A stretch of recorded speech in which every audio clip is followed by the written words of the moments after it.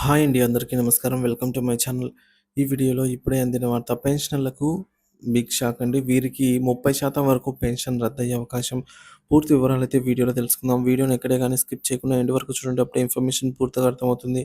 Video చూస్తున్న ప్రతి ఒక్కరు వీడియోకి లైక్ చేయండి ఫ్రెండ్స్. ఈ వీడియోని తోటి పెన్షనర్ మిత్రులతో అయితే షేర్ చేయండి. కొత్తగా మన ఛానల్ చూస్తున్నవారు సబ్స్క్రైబ్ చేసుకోకుంటే వెంటనే మన ఛానల్ అయితే సబ్స్క్రైబ్ చేసుకోండి. దీని ద్వారా నేను చేసే లేటెస్ట్ వీడియోస్ అన్నీ మీ వరకు రీచ్ అవుతాయి. ఇక ఆలస్యం చేయకుండా వివరాల్లోకి అయితే వెళ్ళిపోదాం. అధిక పెన్షన్ లెక్కింపు విధానంపై ఈపీఎఫ్ఓ స్పష్టత. ఉద్యోగుల ఆశలపై నీళ్లు. ఉద్యోగుల భవిష్య నిధి సంస్థ ఈపీఎఫ్ఓ అధిక పెన్షన్ లెక్కింపు విధానంపై స్పష్టత ఇస్తూ తాజా నిర్ణయం తీసుకుంది. ఈ నిర్ణయం ఉద్యోగుల ఆశలపై నీళ్లు చల్లినట్లుగా ఉంది. కొత్త లెక్కింపు విధానం ప్రకారంగా పెన్షన్ భారీగా తగ్గనుంది. అధిక పెన్షన్ కోసం దరఖాస్తు చేసుకున్న ఉద్యోగులు ఈపీఎఫ్ఓ పెన్షనర్లకు వర్తింపజేయనున్న లెక్కింపు విధానాన్ని అమలు చేయనుంది. ఈపీఎఫ్ఓ ఉద్యోగుల పెన్షన్ స్కీమ్ 1995లో నిబంధనల ప్రకారం 2014 సెప్టెంబర్ 1కి ముందు సర్వీస్‌ను పార్ట్ 1గా, ఆ తర్వాత పదవీ విరమణ వరకు ఉన్నటువంటి సర్వీస్‌ను పార్ట్ 2గా పరిగణిస్తారు. ఈ 2 భాగాలను కలిపి తుది పెన్షన్ నిర్ణయిస్తారు.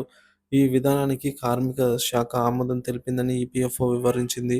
ఈ మేరకు ఈపీఎఫ్ఓ పెన్షన్ విభాగ అదనపు కేంద్ర భవిష్య నిధి కమిషనర్ చంద్రమౌళి చక్రవర్తి గారు ఆదేశాలు జారీ చేశారు. కొత్త లెక్కింపు విధానం ఈ మేరకు పార్ట్ 1 అండి.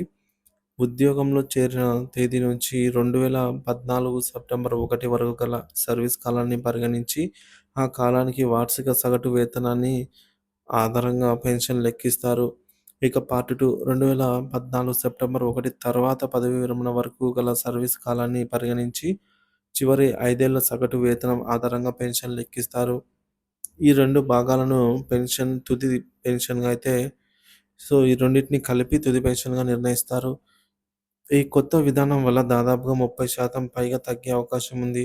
గరిష్ట వేతన పరిమితి 6,500 నుంచి 15,000 వరకు పెంచినప్పుడు ఈపీఎఫ్ఓ ఈ నిబంధనను తెరపైకి తెచ్చింది.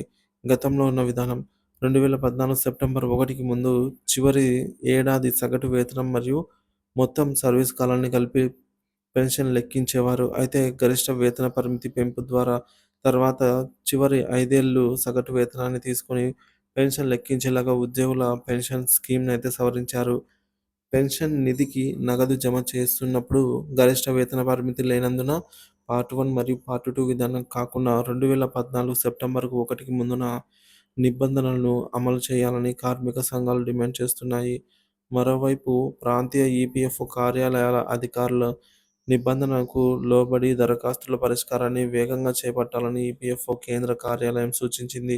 అంతేకాకుండా అధిక పెన్షన్ ఖరారైన తర్వాత పెన్షన్దారులు అందుకునే పెన్షన్ బకాయిలపై టీడీఎస్ వర్తిస్తుందని ఈపీఎఫ్ఓ స్పష్టం చేసింది. ఉదాహరణకు, ఒక ప్రభుత్వ రంగ ఉద్యోగి 1999లో ఉద్యోగంలో చేరి 2021లో పదవీ విరమణ చేశారనుకుందాం. బోనస్‌తో కలిపి 24 సంవత్సరాల సర్వీసు ఉందనుకుంటే 2014 నాటికి అతనికి సగటు వార్షిక వేతనం అనేది రూ. 22,000. పదవీ విరమణ నాటికి చివరి 5 ఏళ్ల సగటు వేతనం 40,000 అనుకుందాం. చివరి 5 ఏళ్ల వేతనం సగటుతో పెన్షన్ లెక్కిస్తే నెలకు రూ. 13,714 రావాలి. కానీ కొత్త విధానం ప్రకారంగా పార్ట్ 1 కింద రూ. 5,342, అలాగే పార్ట్ 2 కింద రూ. 4,000 కలిపి మొత్తం పెన్షన్ రూ. 9,342 అవుతుంది. అంటే నెలకు రూ. 4,372 పెన్షన్ తగ్గుతుంది అన్నమాట. ఇక్కడ మనం చూసుకోవచ్చు 13,714 రావాల్సింది 9,342 రావటం జరుగుతుంది. ఈ కొత్త లెక్కింపు విధానం ఉద్యోగులను తీవ్ర నిరాశకు కలిగిస్తుంది. దీనిపై కార్మిక సంఘాలు ఎలా స్పందిస్తాయో వేచి చూడాలి. ముఖ్యాంశాలండి.